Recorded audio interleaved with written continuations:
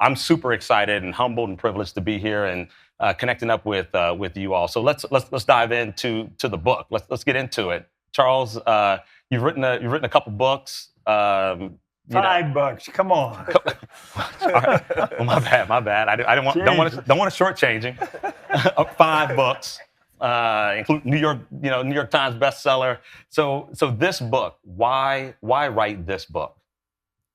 Well, it goes back to the fact that our principle-based framework has been responsible for Koch's success going back to the early 60s.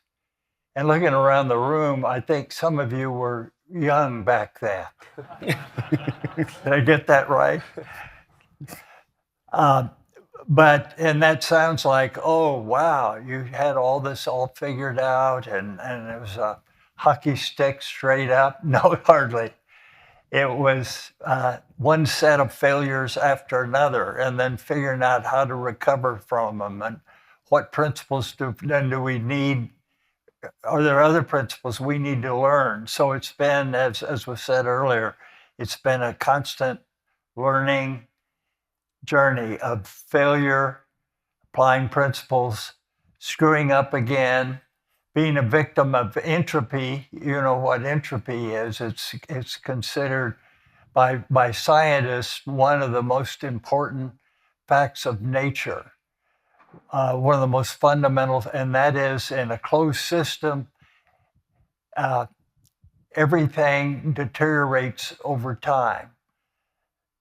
That you have waste and uselessness. And so what we have found, until we apply energy and knowledge to a problem, we have that deterioration. So that's one of our principles that we have to keep relearning. So anyway, we've been through that. And then our most recent, I wouldn't say failure, but deterioration in our performance was in 2017. And so we got together in leadership and said, okay, what do we do about this? Well, it's obviously our principles and the way we articulate them have gotten stale, and people are taking it rote, so they're not internalizing it and really applying it. So we've got to recharge it. So the first thing we did, and I'm talking for the book, there were a lot of other things we did personally, but the first thing we did is go back and identify what are all the principles that have made us successful over this period.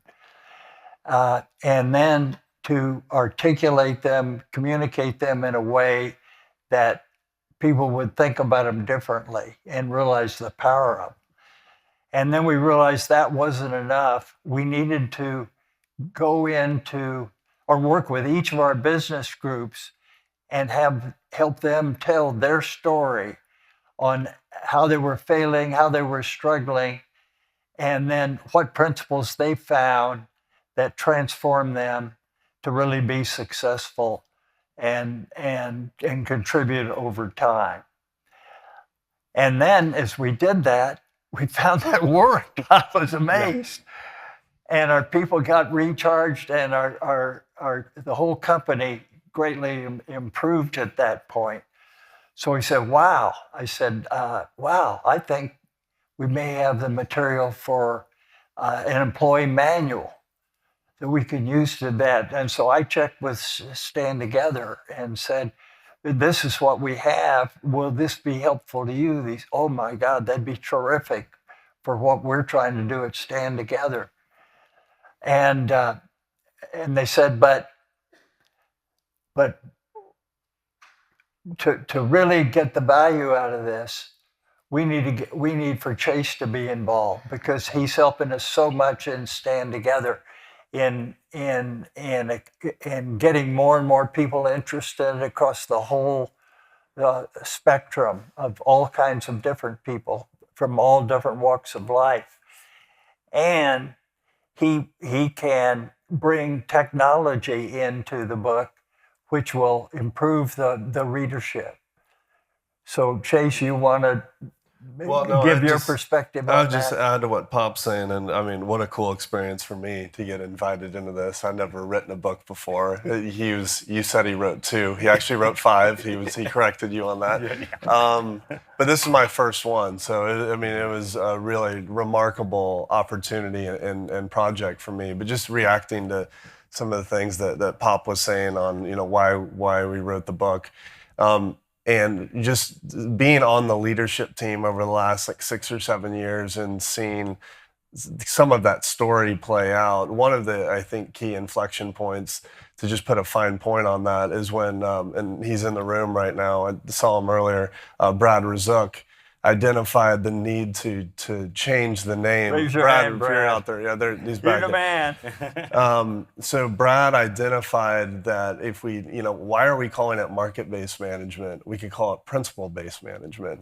And it seems like a subtle name change, but when you have 130,000 employees and you change what is the articulation of our core competitive advantage and what drives what our culture is around principles, just to see how people wanted to understand, well, why did we change it? And then what did we change and why? What does that mean to me? What does that mean to my business?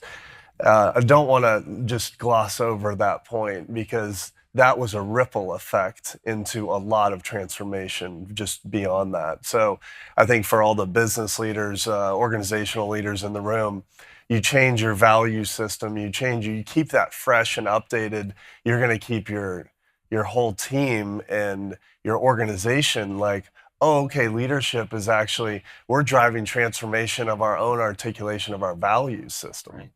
And so that's a really big deal, I think, for anyone that's trying to set a culture in any organization.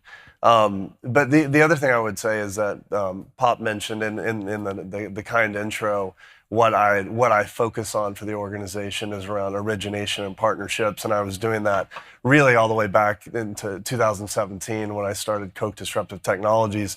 Now I'm focused more broadly with origination and partnerships across all of Koch.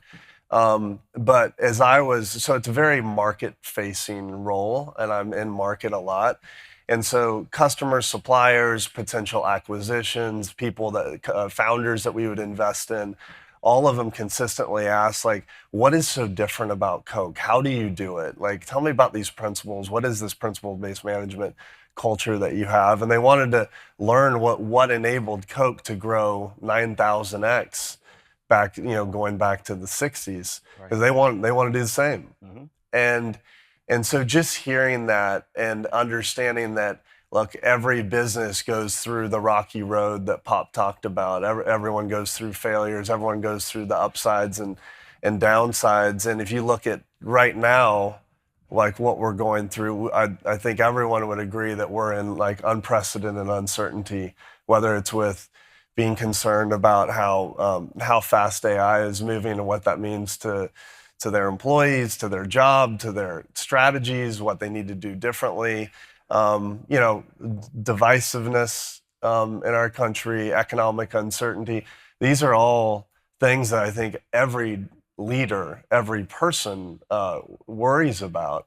So back to your question of why do we write the book, I think very simply, it's what we hope this book is a framework and a guide, if you will, to help navigate that unprecedented uncertainty. And what I think we found is that principles give you courage.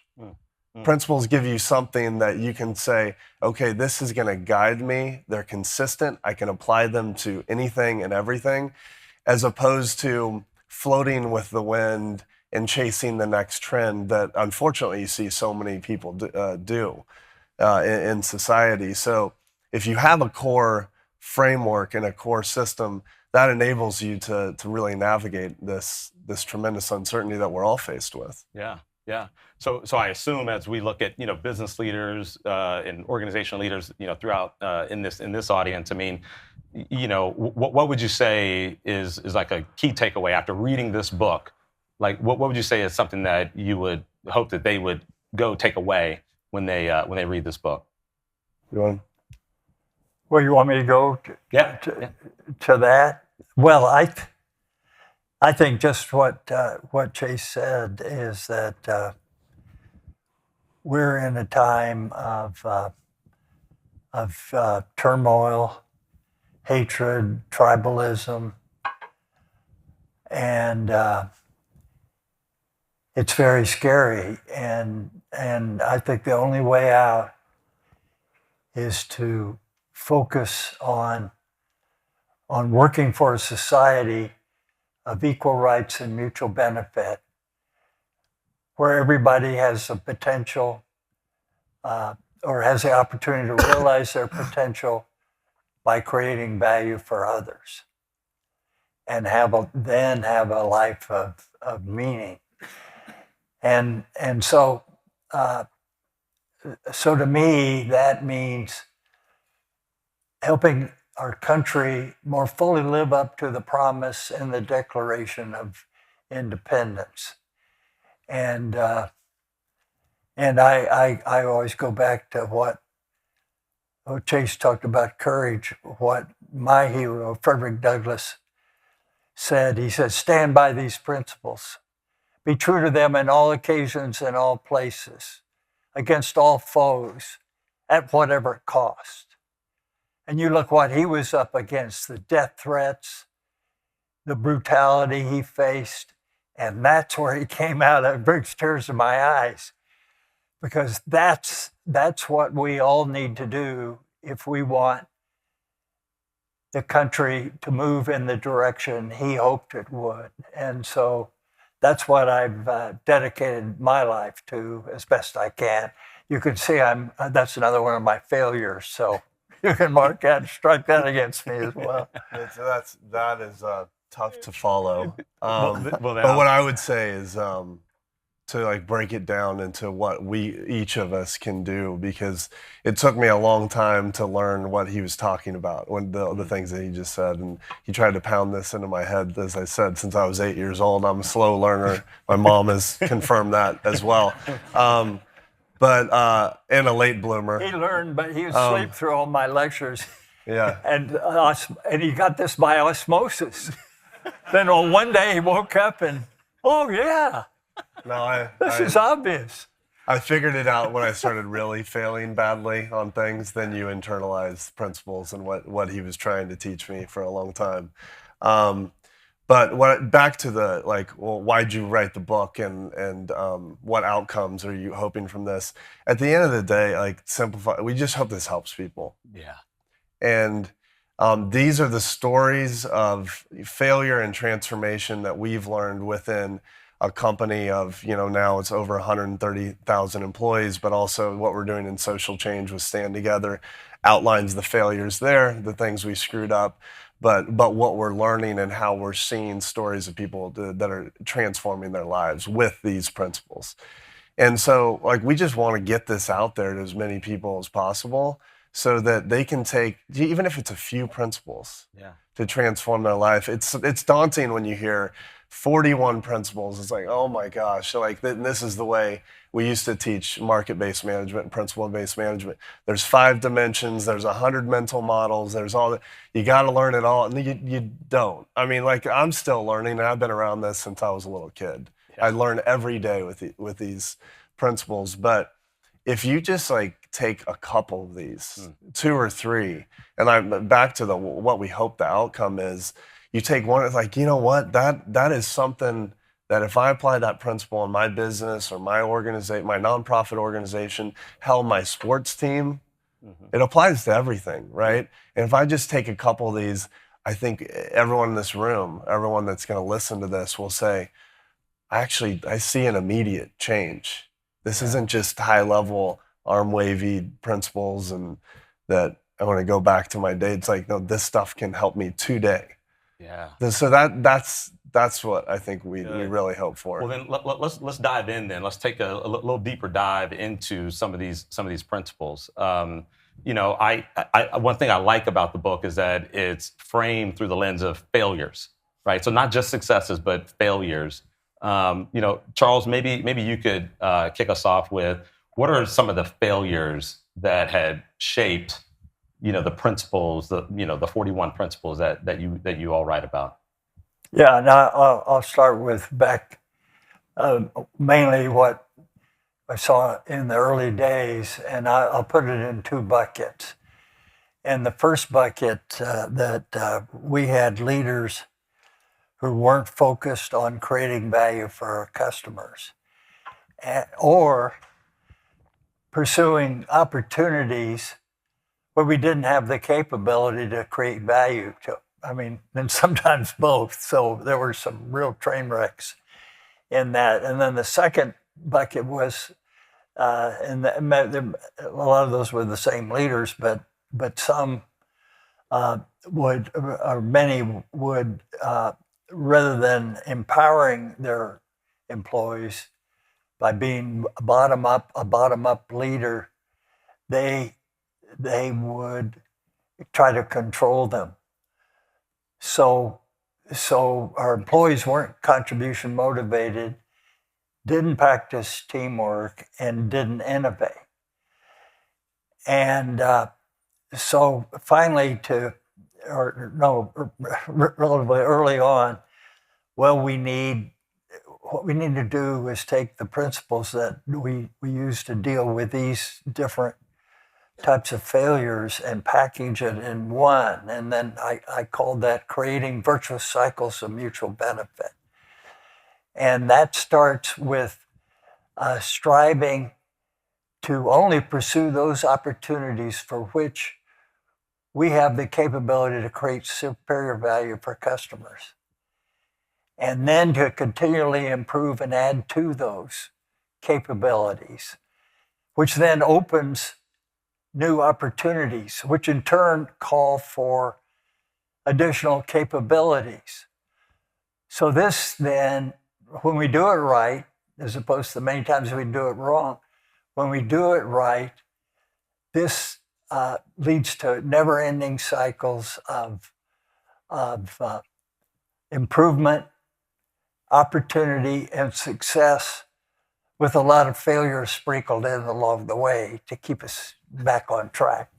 Yeah, for sure. What about you, Chase? I mean, what failures or patterns of failures that? Oh my gosh, there's so many that I've been a part of.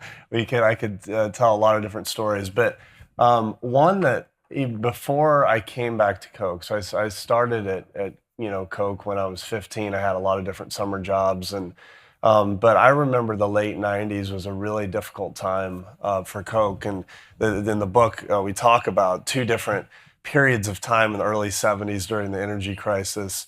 That was before I was born, but then in the late 90s, and I was in college, and just kind of from afar seeing what was going on. And those two periods, there were, like risks of bankruptcy. Back to Pop's discussion around the volatility that Koch's had. It wasn't an up and to the right, story. And I remember just from afar hearing the story of what we're doing in agriculture in the late 90s. And I think I learned a lot from it, because then I went into the ag fertilizer business, in 2006. So the learnings and the stories of the late 90s. And the quick story on that is back to what Pop was saying in terms of wrong leaders in the wrong role with the wrong mindset. I think there was a lot of that, but also one of the principles we have is capabilities. And one of the things that has built Koch over time, and we've learned a lot through failure, is focusing on where you have capability and where you don't. Yeah. And so the story of the fertilizer business and the ag business in the late 90s is basically getting way over our skis and expanding into way too many things where we did not have capability. So we had a strategy that was called the gas to bread spread. And basically, I'm triggering him. I'm triggering him. I'm getting a headache. And it hit me viscerally, and I wasn't even at Koch at the time, right? Just seeing what was going on, and hearing from him at the dinner table on this. But basically, what the gas to bread spread is pulling natural gas out of the ground, converting that into nitrogen, then distributing that to farmers. The farmers using nitrogen to grow wheat and corn, then ultimately turn that into food. And then also package that and put it in grocery stores. Gas to bread, pizza crust even. So We got in that entire value chain and thought we could do a good job on everything, right? So it seems crazy now, but that's what was going on. And there was examples where, there was one example where we bought Purina. Most of you know Purina, like dog food, and so Purina, large animal food business, without doing much diligence at all on it, only to wake up after we closed the business to be, several $100 million underwater because we had out of the money hog contracts that we had just acquired. Wow. So it was bankrupt like day one. Wow. So when you don't, and this is another principle, the scientific method, where you go in and you want to do an acquisition or you want to get into a new area, the principle is disprove your hypothesis as much as you prove it or more, right? So always ask why not and go through that challenge process. And so we violated so many principles just within that story around talent, leadership, around capabilities, around scientific method. It could go on and on and on. Later, when I was running the fertilizer business, I didn't, even though I knew that story, I almost made an identical mistake. And so I didn't learn from that lesson. And when we were trying to expand internationally, I was running that business. And we had a large trading business, and we were trying to distribute, all the nitrogen products, phosphate, potash. We were expanding into all these different markets. And we wanted to get into all the import markets: Brazil, Mexico, UK, France, Australia, we were in New Zealand. We were in all these small markets, and we did all that in about 2 years, 3 years. So way over our skis, growing for the sake of growth, and then, it was in a time where it was a boom market where margins were really high, and just assumed that these margins would go on forever. Stupid stuff, right?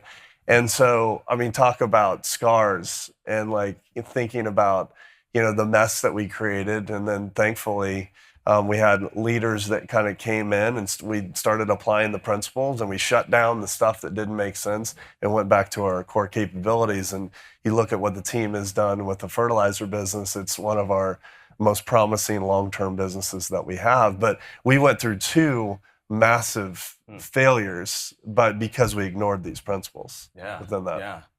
Well, so as I listen, these principles aren't, just some abstract thing. These are real. And to your point, if you shirk these type of principles, you'll eventually feel the consequence. It may be good in the short term, but over the long term, you'll end up feeling it. Yeah, no doubt. Let me build on that. Yeah, could I Ski? That I talked about some of the problems that we've had and the failures. The worst failures have come from our violating our principle of hiring first on values, second on talent, and hardly at all on credentials. And then what is really bad, is really cost us, is when we made somebody who didn't have good values, let's say, was so far from being contribution motivated, they were destructively motivated. That is, they were motivated to get power or control over others. And in the process, they would hide their failures and fabricate their successes. And so those were the most expensive things we have, just this Purina thing. They knew this problem with the hogs, but they didn't tell us because they wanted to make the deal so badly. So that's what I'm talking about. And the worst mistakes we made, these are really talented people. Let's leave them in and give them another chance. And then that's when we've had the worst disasters. And let me give the other side of that coin and the positives. We're telling doom and gloom stories here. There's some really amazing stories of learning from that and then applying it. So just to repeat what my father said, because I think it's so important, and I think it's it's one of the most useful things like in the book that all of us can apply. Our talent model, first on values, second on skills, last on credentials. And again, like most companies flip that on its head. Yeah. Start with a fancy resume, right? And hire the person that has the best network or the best sales figures or whatever. And that's, to Pop's point, that's where we've gotten in the most trouble when we focus on that. So hire great raw material, great values. I call it the hire the farm team, right? And meaning like kids that grew up with strong work ethic, not entitled, that want to like just come in and make a contribution, and they come in with fire in their belly. And it doesn't mean they had to work on the farm. He made me do that when I was 15. But we should have done it earlier. Yeah, I definitely should have. But let me give you one example of how that's practically applied within Koch. And I've told this story many times, but I think it's such a good example. Our CIO today, his name's Jared Benson. I don't know if he's in the audience or not today, but you've worked with him, Ski. You know him well. I know him well. He's CIO of Koch today, one of the most important leadership positions that we have at the company. He started at Koch. His first role, not as a Koch employee, but being around Koch, was striping the lines in the parking lot. And he just wanted to get access and figure out, how can I get into Koch? But he didn't go to college. He didn't have a college degree. He had really no credentials. But he demonstrated his work ethic and his desire to get in and prove himself. And he was really good with technology. And he came in and very quickly started running circles around our team. That someone got him in, got around the resume process and gave him a chance. And then he quickly proved himself, and then saw this wave a decade ago on cybersecurity and how we needed to protect ourselves from cyber attacks. Saw that very early, built a team, built a capability. He was our CISO, our lead on cybersecurity.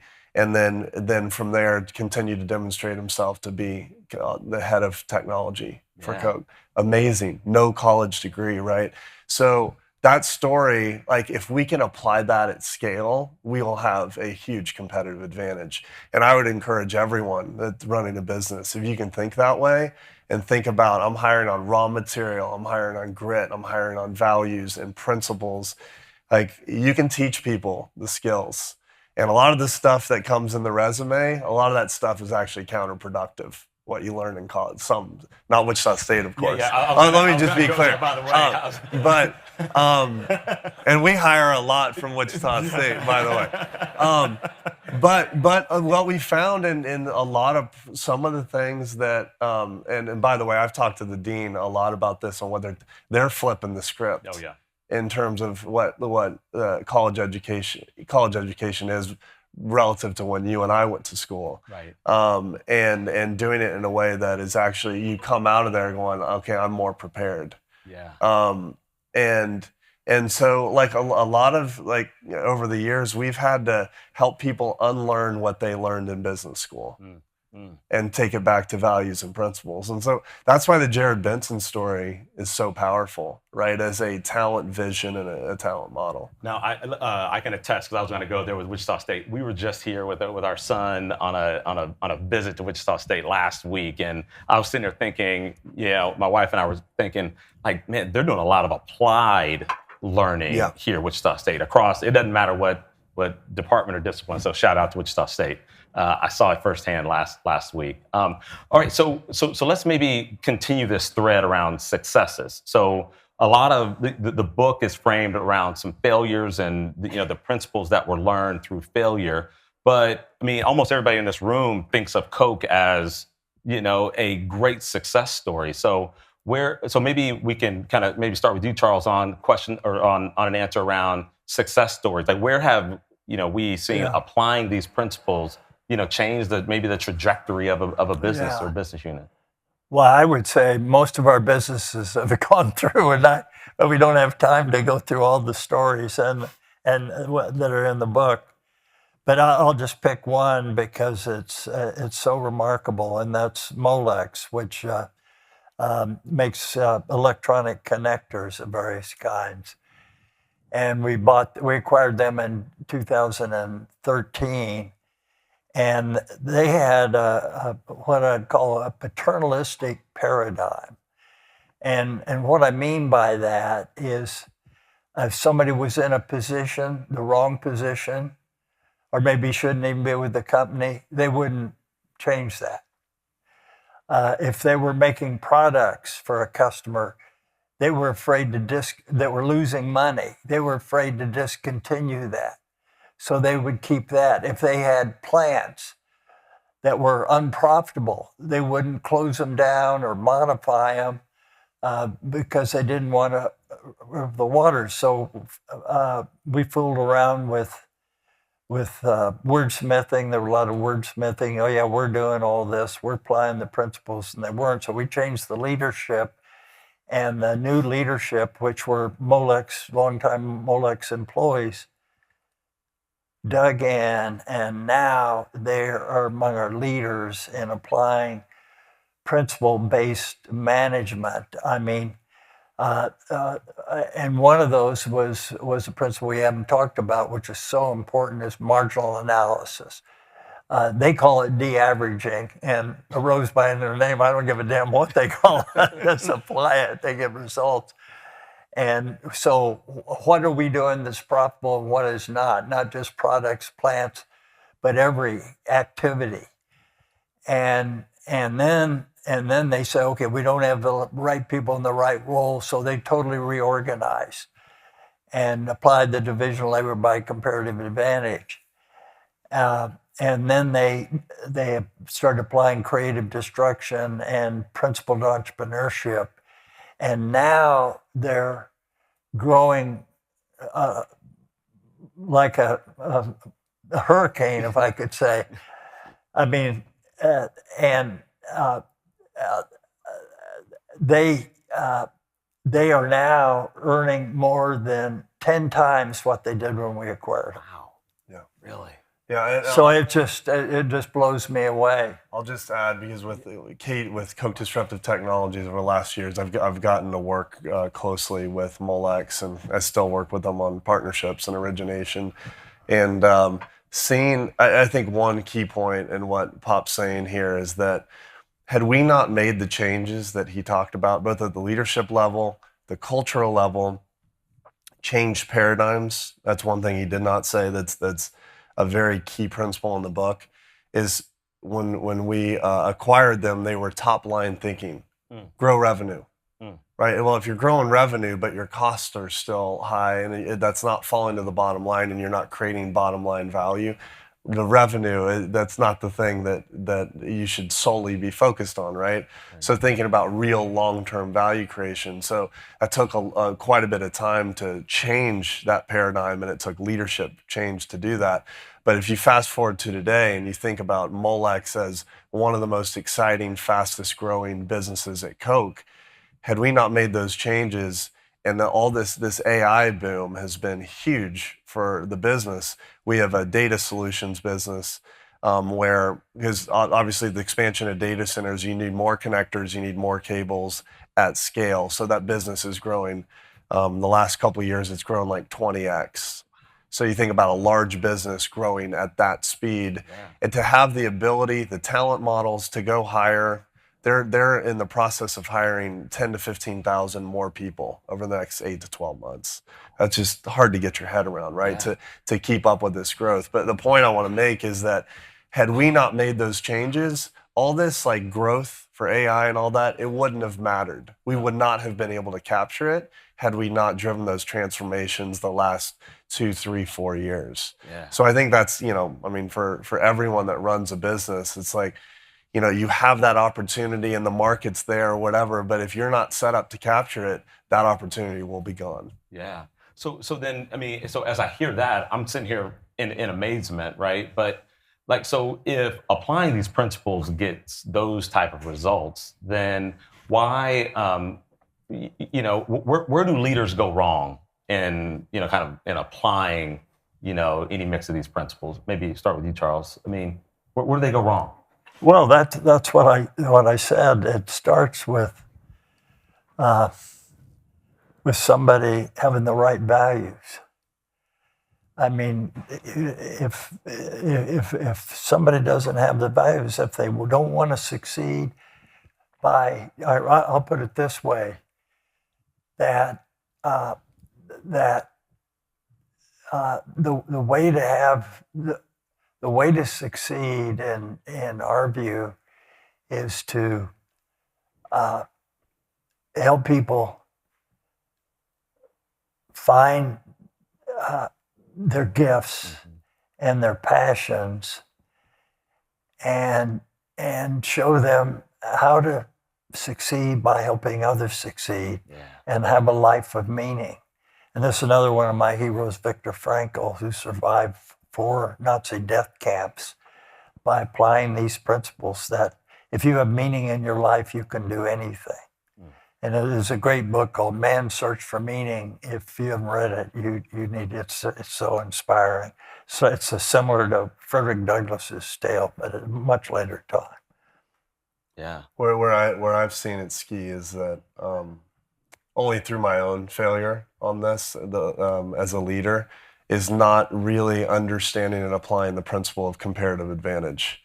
And I would say, we all have our top 3 or 4 principles that have meant the most to us, but that one for me is number 1 because I lived it and I failed in it and I misapplied it.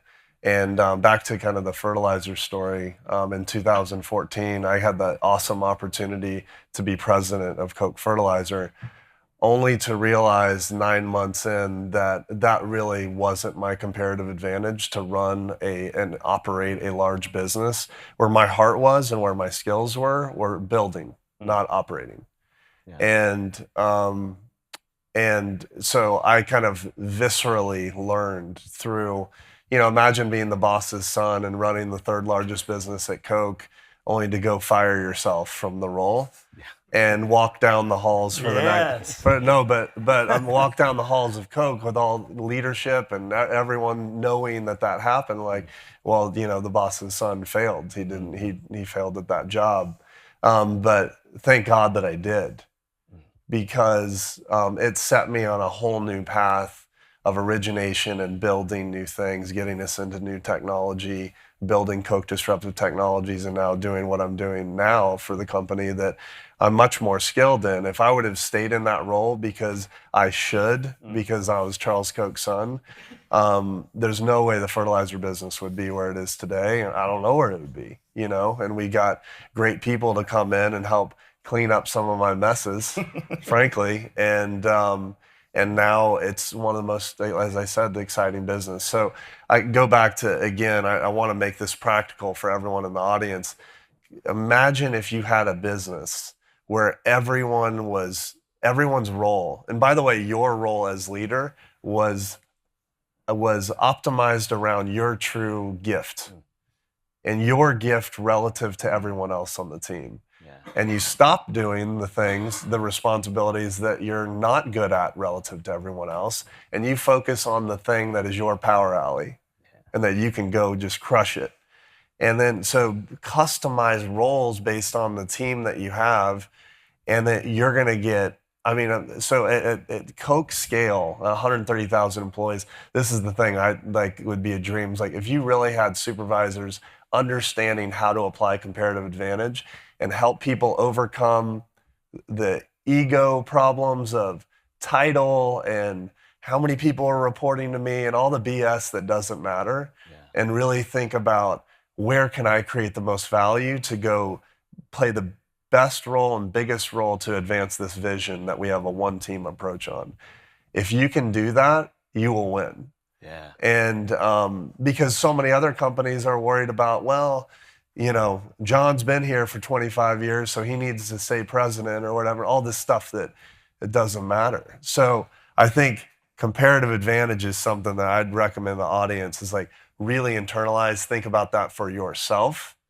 Truly, what is my comparative advantage? But then it's like, how do I help my team think about what theirs is? Yeah. And if you do that, wow. That's a big comparative advantage. See, and this is so important. What Chase said is that okay, you fired yourself because it didn't fit your comparative advantage, and you turn it over to somebody who's comparative, and now the fertilizer business is taken off fantastically, just like Molex. And that goes back to what to have this all work. It needs to be in the culture. When you turn yourself in and don't pursue the shiny object, and I want more people reporting or whatever, then you're contributing more. And if you want to succeed at Koch, you better do that, because if you try to hang on to things you're not good at, you're going to fail and cause the company to fail. And Dave Robertson did this. I talked 2017 when he had that. We had grown tremendously, and he had 415 companies reporting to him. I'm a little hyperbole here, Dave, but it felt like it, right? And so Dave says, well, we got to reorganize. And I said, well, okay, push some of these. No, we got to fundamentally reorganize. So we promoted people, and then we've done that again as we've grown to continually re-optimize. Because the vision led by comparative advantage is not that simple to get, because it's a compound meaning. When you're really applying your comparative advantage, it's when you're in a role where you can create the most value for the team and the company, given what everybody else can do. Or another way to put it, you're focused on what you can do better than anything else you can do, and better than everybody else can do. And when everybody's focused on that, I mean, you go gangbusters. Yeah. And I think one more point on this. It's the show versus tell. So what he was talking about with Dave and the transformation and the restructure of the leadership team. When you lead as a leader by just doing that and making the changes you need to make at the top, it gives everyone else in the organization permission to do it too. There we go. So like a lot of the things like Molex and fertilizer, GP, FHR, they saw that there's examples across all those businesses. We're like, well, maybe we should restructure.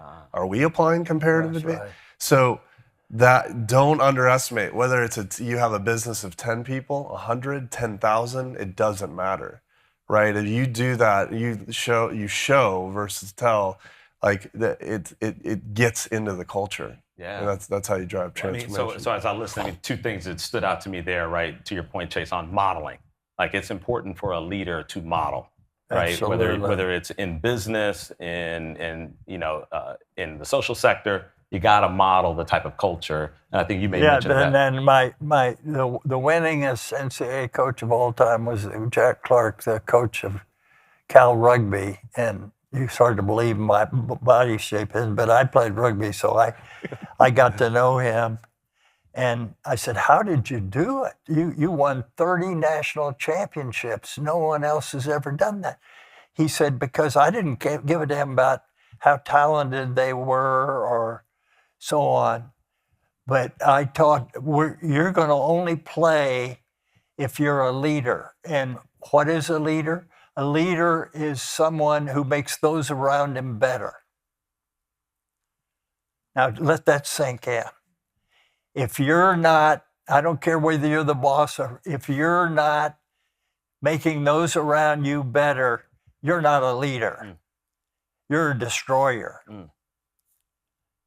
You're undermining the ability to everybody else to contribute the maximum. Yeah. Oh, great point.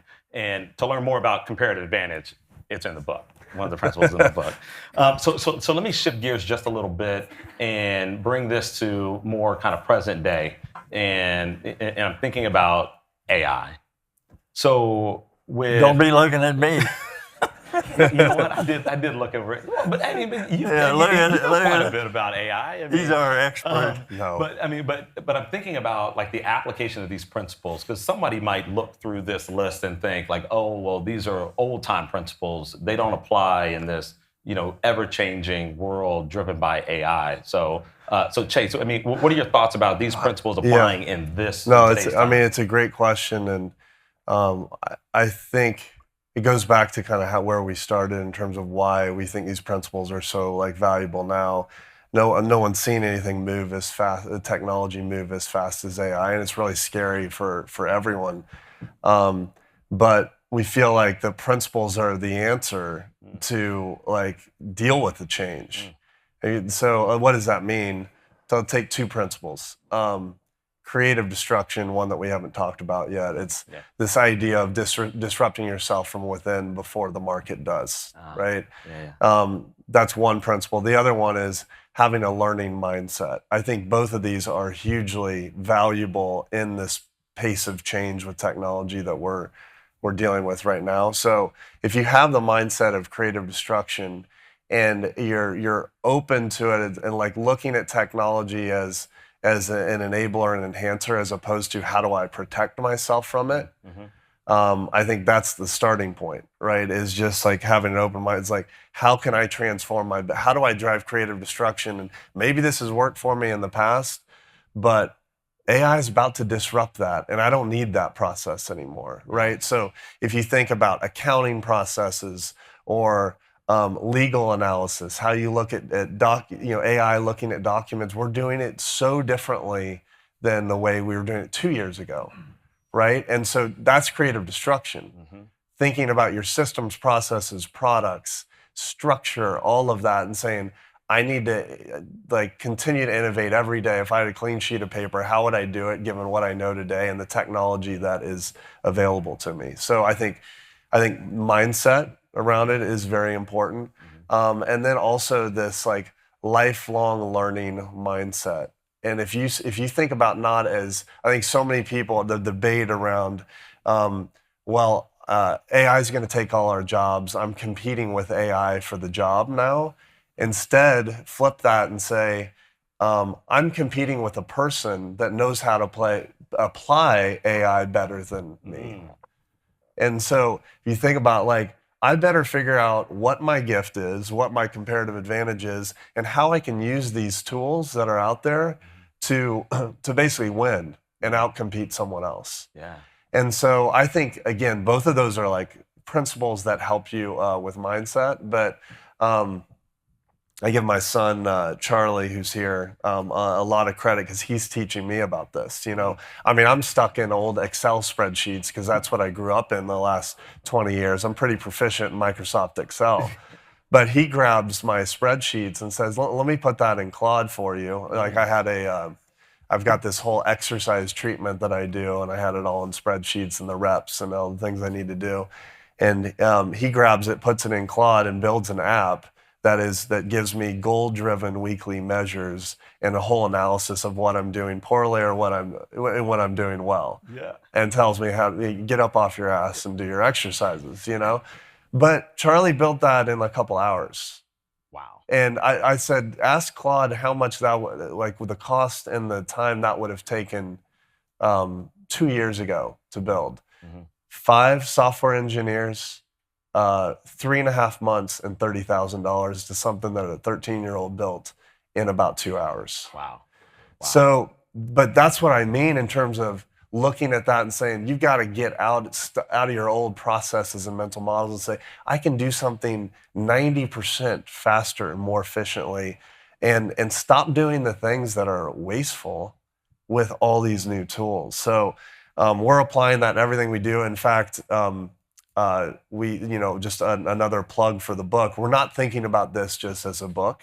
We're thinking about it as a platform for principles because, frankly, we've got to meet people where they are right now. Not everyone's reading a 300-page book, especially the next generation. It's different the way they learn, right? They learn 5 minutes on ChatGPT. So we created an app with AI that is, it's called the Principal Companion, that you can download in the Apple Store now, or in any of the platforms, Android platform as well, that you can put any problem in it.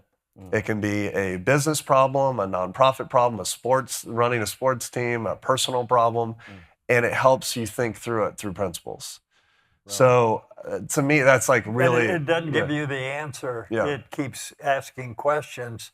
So you start thinking about it differently. Is that fair? Yeah, no, that's right. It's not here, ask the app. And this is, to me, one of the problems with some of these models like ChatGPT. And it's like, I can turn my brain off and just get an answer, as opposed to teaching you critical thinking.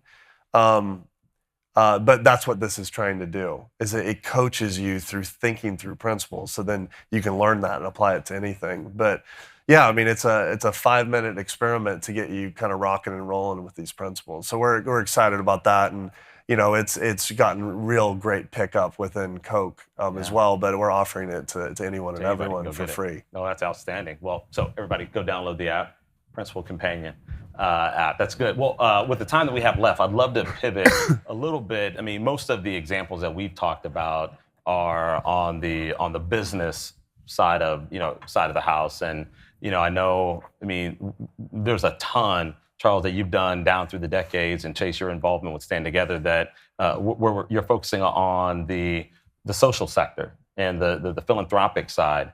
And so I'd love to hear from you, like, so what's kind of the broader point that you're looking to try to make with Stand Together and these principles out in society beyond business? Yeah.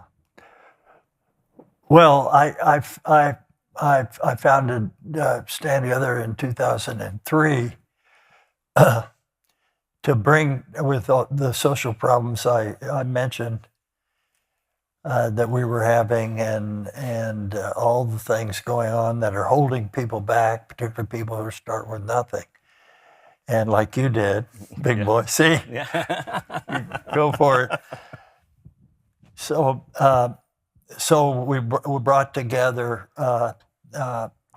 the business people, philanthropists, and what we call social entrepreneurs, people who've had a problem or been close to a problem and have a solution that works, rather than top-down solutions. We're going to take care of people, or we're going to force them to do this, to motivate them to change their behavior, and then get the rules like occupational licensure and other rules that hold people back who start with nothing. Yeah. Because that's protectionism, cronyism. Get rid of that stuff, so everybody has the opportunity to realize their potential and succeed by contributing. So that's what, and then Chase coming in, and with Brian Hooks and all the other talented people we have, it's like Mullah is just taken off, and appeals to people across the whole ideological spectrum. Everybody's now seeing the problems in society that are causing tribalism and hatred, and bringing people together. And so that's another thing that really gives meaning to my life. Yeah, so like these principles are like unifying. Yeah. Right? Like, so being able to bring people together unified around these principles. Chase, what have you seen or experienced? Well, this is so exciting to me, what we're working on. It has brought so much, meaning to my life as well. I've spent 30-40% of my time on Stand Together and what Pop is talking about. But I would say I'd hone in on two principles. Stand Together, there's a reason it's named that. It's really about understanding that we can do a lot more together than we can alone. And bring a community together of like-minded people, where you can get, just like you think about running a business and getting return on investment, you get the highest return on investment of your philanthropy activities or your social. You're going to drive the most change if you do things together with more capability and more firepower to actually drive change to help people. And so we do that. How do you do that? What principle really enables that? Preferred partnerships. This is a very, very important principle. And this is business, social change, applies to everything. And we believe, and we've learned through failure, and we've learned through success and failure on this, that a preferred partner is three things have to be present to have a real long-term partnership that works. One is aligned vision in terms of where you're going together, and it's clear and understood. Two, aligned values and how you do business together, what the relationship is, what values you solve problems with, and how you challenge each other, all those things, teamwork, respect. And then the third is complementary capabilities. Everyone brings something different to the table, because when you do that, then you have synergy in the relationship. So that's the way we look at Stand Together. That's the way we look at Koch and the people that we work with, acquisitions we do, suppliers, That's customers. the way I look at marriage. See? Yeah. Mom and And pop. so I'm good at abstraction and principles, and Liz is good at everything else. That's right. So I have an improvement program every morning. Yeah. I need to measure up a little better. 90 though, you're kind of a slow learner. But with that preferred partnership model, that's what's enabled us to scale so fast and Stand Together. And that's what's enabled us to get a national scale by bringing partnerships in sports, in music, in entertainment, in the whole YouTube creator world. We're bringing something to them that they don't have. Right? They don't have a Stand Together apparatus that we've learned from failure over 60 years of social change. And they have something that we don't have. They have like influence and followings in these sub-communities and social media, that if you really want to drive a movement, because at the end of the day, that's what we're trying to do with Stand Together, you have to have all these things to drive change and transform people's lives in addiction and mental health, criminal justice reform, transforming education. You can't do it without these like really big, meaningful partnerships. And I wanted to just highlight Wichita specifically, because go ahead. we're doing this at a national scale, but national movements start at the local level. Yes. And so I wrote down some notes here of the things that are happening in Wichita due to a lot of the people that are in this room. But and Stand Together doesn't take credit for any of this. Yeah. This is bottom up preferred partnerships where everyone moving together. I feel like Stand Together is more of a convener and helping people stand together instead of working in silos. But over the last 2 or 3 years, largely due to a lot of people in this room, we have worked with over 200 organizations just within Wichita. This is the Stand Together Wichita, because those that have a shared vision of what we're trying to do to drive progress here. We've worked on problems like addiction, foster care, transforming education here in Wichita. And I want to give just a couple examples. Hope for the Hood. We've had over 600 what would have been gang members come to the other side and use their skills productively as opposed to driving gang violence. Care Portal, which is an amazing organization if you're not familiar with it. An incredible platform to help people and match supply and demand of needs. Over 2,000 people served just since that started over the last 2 years. The Phoenix, which you worked with, I'm going to steal your thunder. No, go ahead. And you know this well. It's one of the highest performing locations, and we operate in all 50 states with the Phoenix, which is about overcoming addiction. Wichita is one of the most valuable and gets the highest results of any location. Over 10,000 served, transforming people's lives. Just in Wichita. Just in Wichita. Some of you may have seen the location downtown, but that is transformative. And then Family Promise, over 300 families, pulling them out of homelessness, right? And then we're just getting started with this. And I just want to call out a couple leaders, and this is not a full list. Hopefully some of these people are in the room. But Steve Fellmeyer used to be my boss, actually, at Koch. What he's doing in affordable housing. John Rolfe, I went to high school with John, and just seeing what he's doing with his platform and capabilities in restaurants to bring kids in. He gives kind of like taking the cafe momentum model of bringing kids that are in and out of the juvie system, Yep. and giving them jobs and showing them that they have someone believes in them, Yeah. and that they're not throwaway kids. Right. It's like the most heartwarming stuff ever. And John's leveraging his platform and bringing that model in. Ryan Beatty's driving all the growth, a lot of the growth in Care Portal. Gene and Yolanda Camarina done incredible work on the north end through empowerment. And then movement building, Ed O'Malley from the Kansas Health Foundation, and Ben Hutton on Lead Wichita. Again, I could name 50 other people, but I just want to highlight some of these leaders that are really, they're showing versus telling, back to what we were saying on the business. Right. And we're doing it together.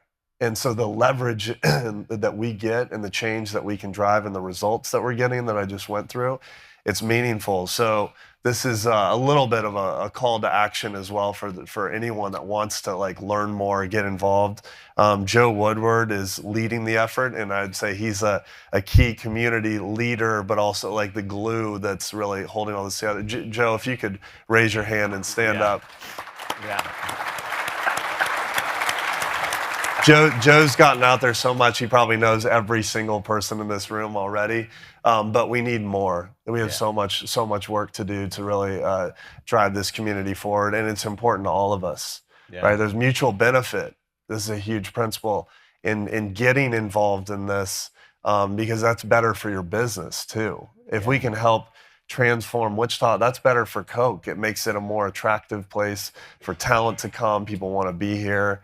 Got that amazing article written in the Wall Street Journal. I don't know if you guys read that, about how Wichita is on the map from an affordability and a great place to live. People are talking about this place. Yeah. It's awesome, right? Yeah. People are sick of the coast.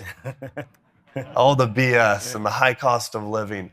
We got to make it more and more attractive place to live and build our community, help people transform their lives.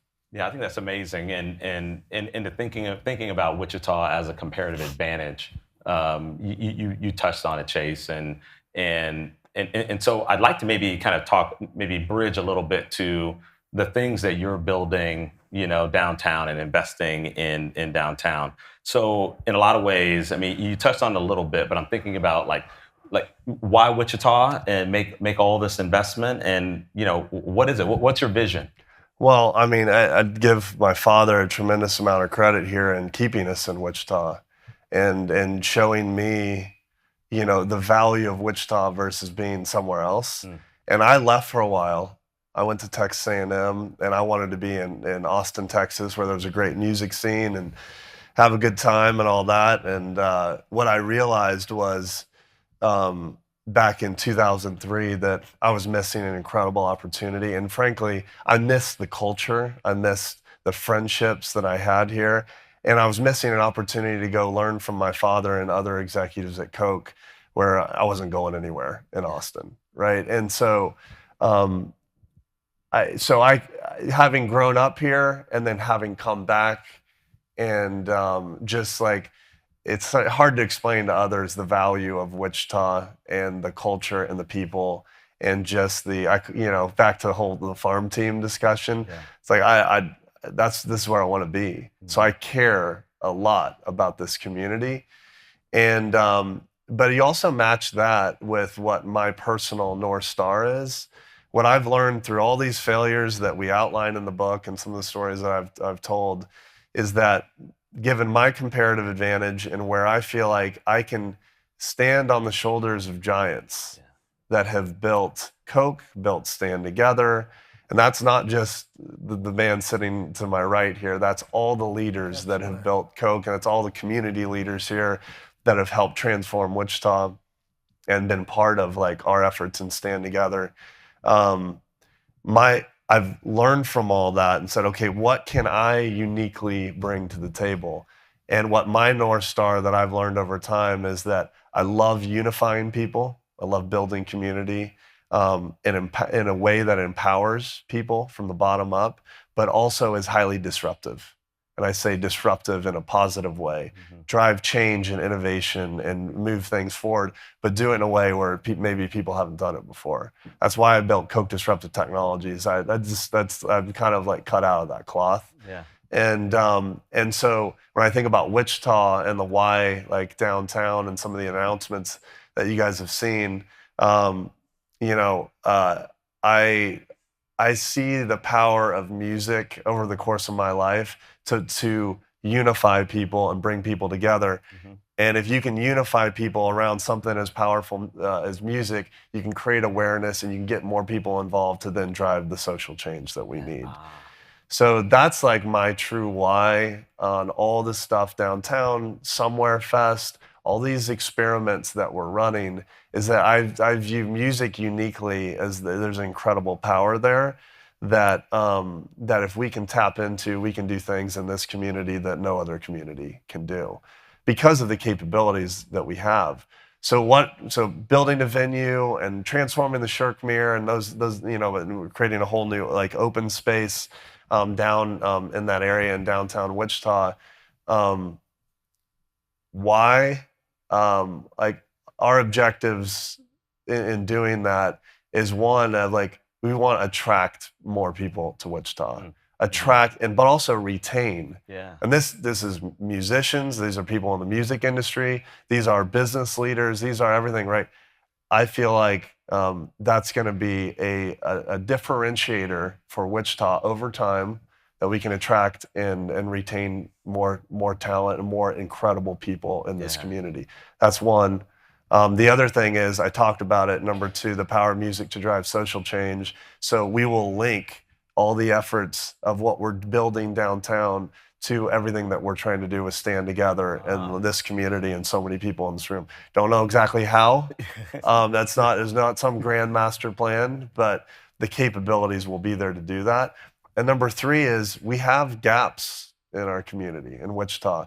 Yes, I think that we need to supercharge the entertainment and the music scene and all that. I think there's a huge opportunity there, but just livability downtown, you go through the supply and demand fundamentals, we are short. Yeah. We're short housing, we're short affordable housing, we're short apartments. All the expansion that Wichita State's doing at the Biotech Center, it's incredibly exciting what's going to happen downtown. Yeah. So that's the why. Those are the objectives. But the last thing I'll say is that I and my team and everyone that's working on this and the community, we're approaching this with absolute humility and openness. We don't know, like I've never done anything like this before, or we're experimenting. And so we want to learn from Wichita. We want to learn from the business leaders and like, what are your ideas and the things that we can do to really make this work and make it successful. And we're already having lots of meetings with business leaders, with local leaders, with social change leaders, to get the best knowledge, to create the best vision and experiment to see what we can do to help transform downtown, but just overall the city at large that we all love and live in. So that's another call to action as well. And so you can practically like connect if you are interested and you have ideas and you want to weigh in on that. We have a gentleman here that's on the team, Justin Healy. Are you in? Justin's over here, so he's in the back of the room. Raise your hand again, Justin, so everyone can see you. Justin Healy is the guy to talk to, where we can bring in all these ideas and figure out how to make this the best thing possible. So it sounds a little bit like bottom up. Yeah, one of the principles for sure. Absolutely. Around what it is that we're trying to do. So are you proud of your son? I mean, the things that he's doing, right? I mean, no, this is incredible. We'll see what he says here. This is amazing. My father taught me principles mainly by kicking me in the ass, which I needed sorely, and started me working at all my spare time. But he taught me about integrity, hard work, and then he taught me that he hoped whatever he gave me to start, that I didn't squander it, but I experienced the glorious feeling of accomplishment. And so he would be proud that I've taken it to a whole new level, a different level than he did, with more principles and so on. And now Chase has done the same thing for me. My father would be really proud of what I've done. I'm so proud of because he's gone beyond me. And now it sounds like Chase is going beyond, I mean Charlie's going beyond Chase. Yeah, right? It doesn't get any better than that. I mean, what a blessing that is. Yeah, absolutely. So there's nothing better than that, than to see that the principles you've taught, that your children have taken it to another level and are contributing more than you did. Yeah, for sure. But through, I mean, it's, I give my mom and my father a lot of credit, because it's been a rocky road and will continue to be. And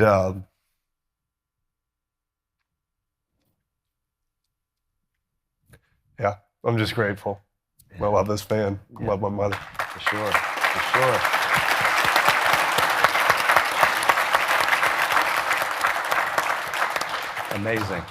Amazing humans, absolutely. Well, I mean, on that note, and what might be a question on everybody's mind, Charles, I mean, you're 90. So, Got another 30 years. how old are you, Steven. pal? Well, I'm a young. No.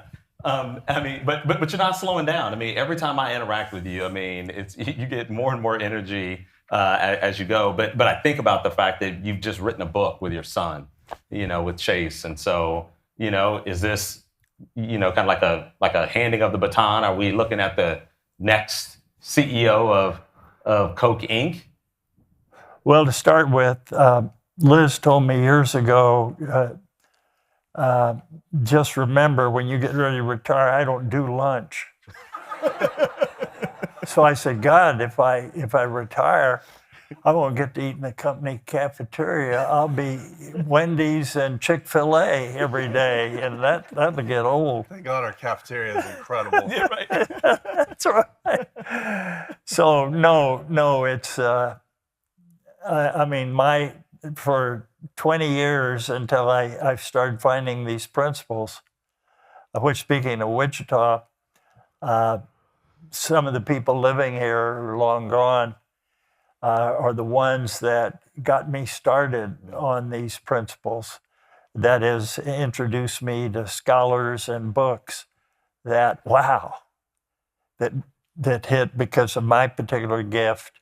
Wow, I responded to and was able to apply them. So these, being able to contribute gives my life meaning, and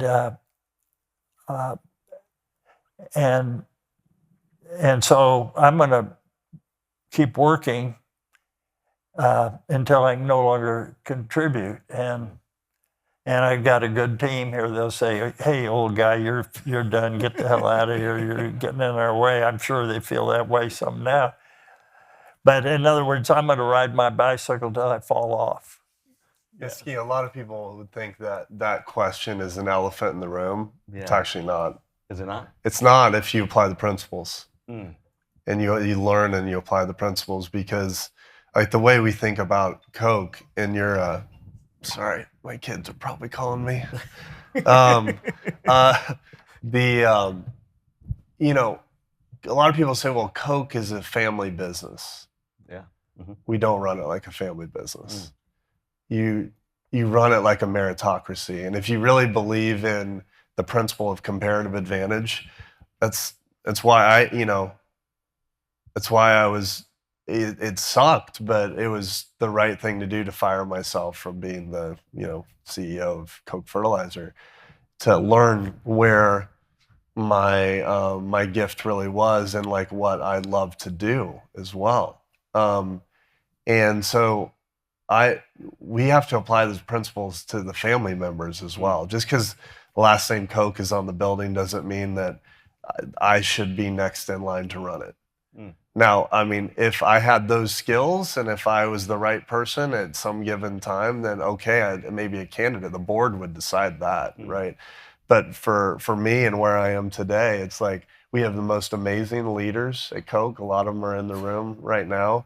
And if we have all of them in their comparatively advantaged roles, as a shareholder of Koch, I don't want to be the CEO if I'm not the right person for it. And by the way, my incentives are aligned to it. I have no ego around that. Yeah. I want to be in the role where I can go add the most value to the company. Yeah. And so I think that is, if you think about, especially if there's family-owned businesses here or that are listening to this, that is a very tough one because the paradigm is, like you asked me, is like, well, is Chase like next in line?